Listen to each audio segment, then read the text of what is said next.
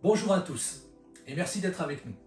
Nous avons décidé de faire cette petite vidéo parce qu'on nous pose très souvent la question « Oui, quel est le meilleur système pour l'élevage de mon Python Rhésus? J'aimerais qu'il mange facilement, j'aimerais qu'il ne soit pas stressé, j'aimerais avoir de bons résultats de reproduction. » Il existe aujourd'hui, comme tout le monde le sait, deux systèmes, les terrariums et les racks d'élevage.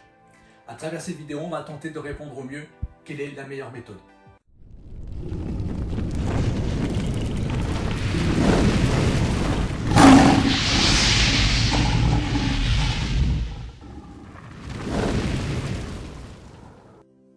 Avant d'aller dans le détail, il faut savoir que les terrariums et les racks d'élevage existent depuis très longtemps. Ils sont encore aujourd'hui les deux seuls et uniques systèmes de maintenance disponibles sur le marché terrariophile. Ils ont beaucoup évolué dans les années 90, en passant à l'époque du terrarium en verre au terrarium en plastique qu'on connaît aujourd'hui. Les racks, eux, ont fait leur apparition notamment pour gérer l'afflux énorme de production de juvéniles aux États-Unis, notamment pour l'espèce Pantherophis vittatus. J'élève et reproduis du Python Rhésus depuis 1995. J'ai donc eu le temps de bien tester les terrariums et les racks d'élevage. Il faut savoir qu'à cette époque, seuls des Python Rhésus adultes d'importation étaient disponibles sur le marché. Il était donc très difficile de les faire manger et surtout de les reproduire. Aujourd'hui, avec mon expérience, je peux certifier avec certitude que le meilleur système pour élever le Python Rhésus et répondre à tous ses besoins est le système de rack. Voyons à présent en détail pourquoi DP Animal a choisi ce système.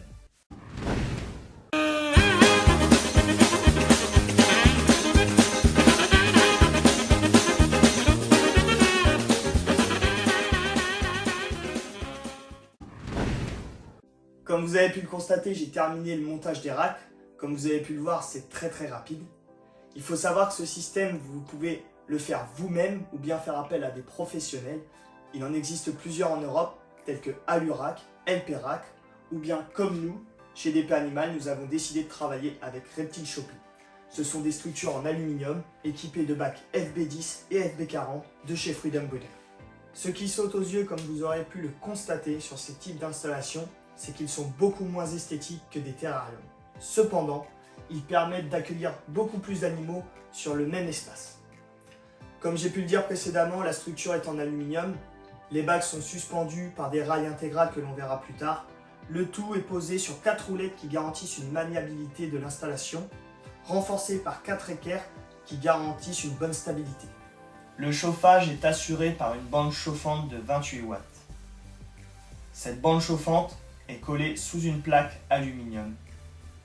Cette plaque est elle-même fixée directement sur la structure pour éviter de bouger. Vous remarquerez qu'elle est légèrement décalée de l'arrière afin de se situer dans le dernier tiers du bac. Ceci permet d'avoir une bonne zone de chauffe et la longueur des FB permet d'avoir une bonne graduation du point chaud au point froid. Les rails et la plaque du dessus ont été conçus d'une seule et même pièce par bac. Celle-ci épouse parfaitement le bac, ce qui limite tout risque de blessure en cas de frottement par l'animal. Les aérations ont été positionnées sur l'avant du rack uniquement, afin d'obtenir un bon renouvellement de l'air, tout en préservant ainsi la partie chaude située au fond du rack.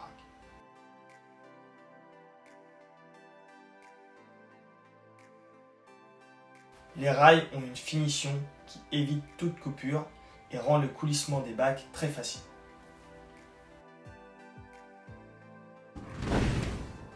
À présent, les amis, nous allons voir ensemble l'élément le plus important dans un système de rack, les bacs. En effet, David, ici on va retrouver le V35, celui qu'on trouve le plus souvent dans les racks actuels, D'accord. qui mesure 60 par 40, et ici le FB40 qui mesure 84 par 33. Les FP40 sont les bacs les plus aboutis sur le marché de la terrariophilie. Ils ont été conçus et créés aux États-Unis pour l'élevage du Python Rhésus, pour répondre justement à leurs mœurs et à leur caractère très timide. Les bacs ont été pensés longs et étroits. Ils sont aussi opaques afin de respecter les mœurs nocturnes de l'animal. Ces trois éléments réunis contribuent considérablement à la diminution du stress des animaux en captivité. Également, ils contribuent à respecter au mieux et au plus proche leurs conditions réelles dans leur milieu sauvage, comme on pourrait les retrouver dans une termitière.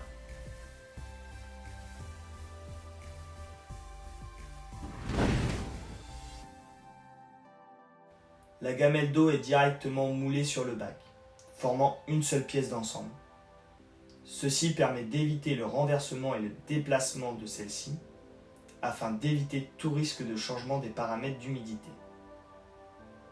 Dans cet emplacement, nous pouvons y déposer une gamelle plastique jetable, facilitant le travail quotidien. Nous utilisons les FB10 pour nos juvéniles, de la naissance jusqu'à 800 grammes, et les FB40 de 800 grammes jusqu'à 2 kg. Il existe également des tailles intermédiaires, comme le FB70 pour les plus grosses femelles.